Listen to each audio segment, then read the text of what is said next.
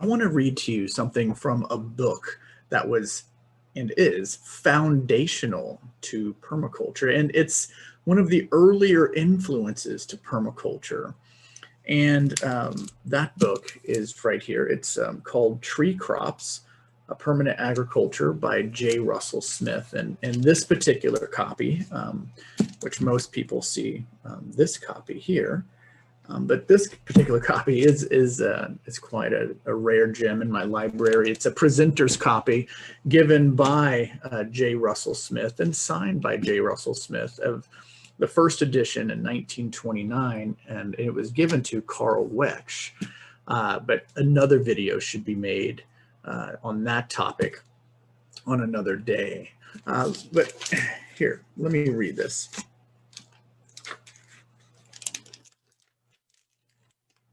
Forest, field, plow, desert. That is the cycle of the hills under most plow agricultures. A cycle not limited to China. China has a deadly expanse of it, but so have Syria, Greece, Italy, Guatemala, and the United States. Indeed, we Americans, though new upon the land, are destroying soil by field wash faster than any people that have ever lived. Ancient or modern, savage, civilized, or barbarian, we have the machines to help us destroy as well as create. Now that is a profound paragraph from the first chapter of Tree Crops and something to start this video lesson on. But before we do that, if you haven't already, subscribe to this channel, and also make sure you click the bell to get a notification when I make a new video.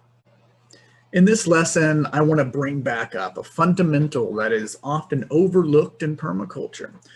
We often get wowed by all the new and exciting data that is out there, or we get wowed by learning permaculture techniques, strategies, and indigenous ways and modern tech for the first time. And it is often easy to forget and overlook some of the basis of why we're doing what we're doing. But before going into this fundamental, it is better if I take a quick snapshot from around 12,000 BC. One of the earliest and oldest people groups who are often cited as the inventors of agriculture are the Natufians. These people had ancestors too who were already using some type of stone sickle to harvest wild grains, but the Natufians combined materials to make their hand sickles a higher quality, and they also started to store food in stone jars and use grindstones, mortars, and pestles to process grain. The Natufians are usually are the first, as far as the archaeologists can tell, people who had at least a semi-sedentary lifestyle, purposely growing crops in the region, which is now modern day northern Israel and southwest Jordan. They grew an ancient form of barley and also the oldest known variety of wheat, which is still around today and still grown wild today, called einkorn. This, if we believe what the archaeologists are quoting, happened sometime between 12,000 to 10,500 BC. Now, the Natufians, being such a small population size, probably did not immediately have problems with crop production. Plus, they were probably still hunting and gathering, as well as growing food in a field. However, over time, as people were facing problems, most likely due to climate change, farming and storing grain and also herding animals became a preferred means of food production. Even though farming was more cumbersome than hunting and gathering, it offered more security, especially with the impending climate change known as the Younger Dryas. It was another cold snap after the last glacial maximum. And since then, people have been growing in population and also using the ground more to grow crops to feed that growing population. The cycle, which J. Russell Smith talks about in the chapter I read from, or the paragraph I read from Tree Crops, started and it began. And over time, better tools such as ox-pulled plows and ards were created to make agriculture more efficient. The yokes were hard and their burdens were heavy. That cycle, if we want to review, is forest, or we could even say prairie or veldt. Basically, it's some type of natural ecosystem. And then the next step that J. Russell Smith outlines is field, and we achieve that by chopping down the forest and burning it. We then plow it, and we then grow crops for a few years, but nothing is really done about soil fertility. So the crops fail soon after. And then desert is the result. If I was to add one more step to this, it would be famine. This cycle has been continuing for quite a while, and our current modern day fix for this is more technology in the form of artificial sprays and fertilizer, which still do nothing for soil fertility. And only these sprays and artificial fertilizers, they only give the plants a short-term burst of nutrient.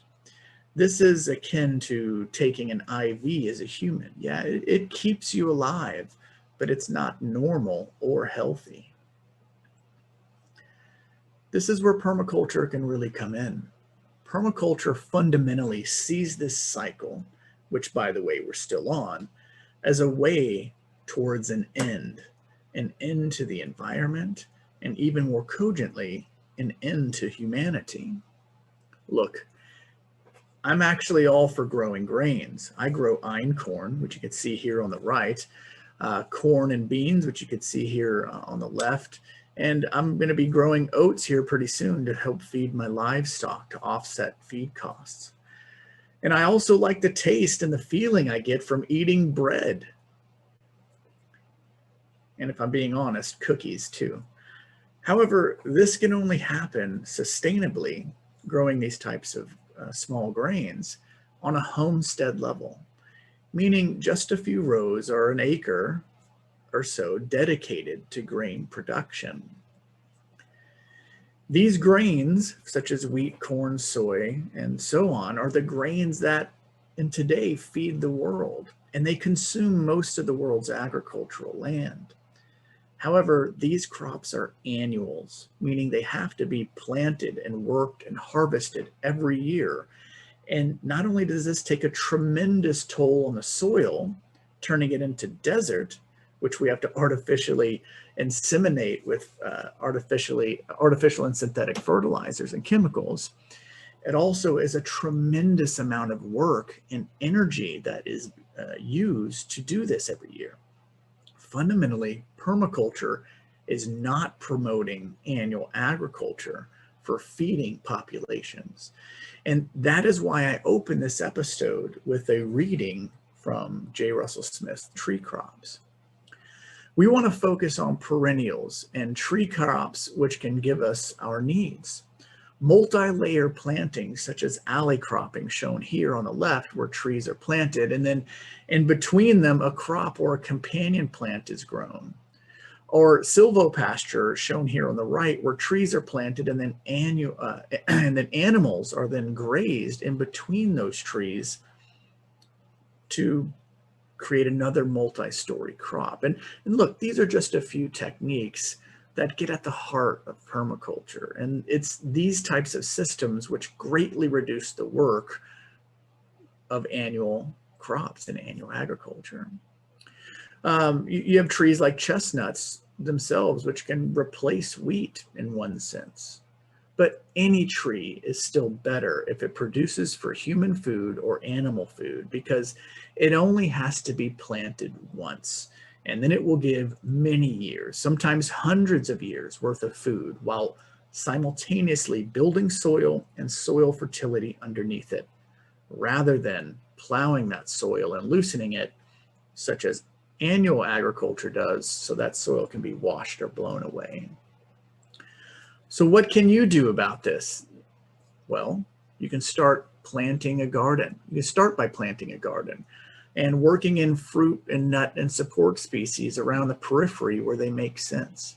But this is just a start. There is much more that we can do as a people who want to better the planet and better the future of humanity towards sustainability. We only got one planet, and if we do not start integrating the food production methods both on a homestead level and a farm scale level, then it may be at our own peril. The good thing, there is still a lot that we can do. And hey, if you like this video, go to our website, schoolofpermaculture.com, and consider signing up for my online permaculture design course, where I dive deep into all the stuff that we talked about today, plus much more, much more. The permaculture design course is typically around $1,000 online anywhere, but I changed up the format completely and I made it at a very, very low monthly fee to help you and the world. So look, click on the online courses on our website, or the online permaculture design course button there at schoolofpermaculture.com. And until the next episode, bless you in the name of Jesus.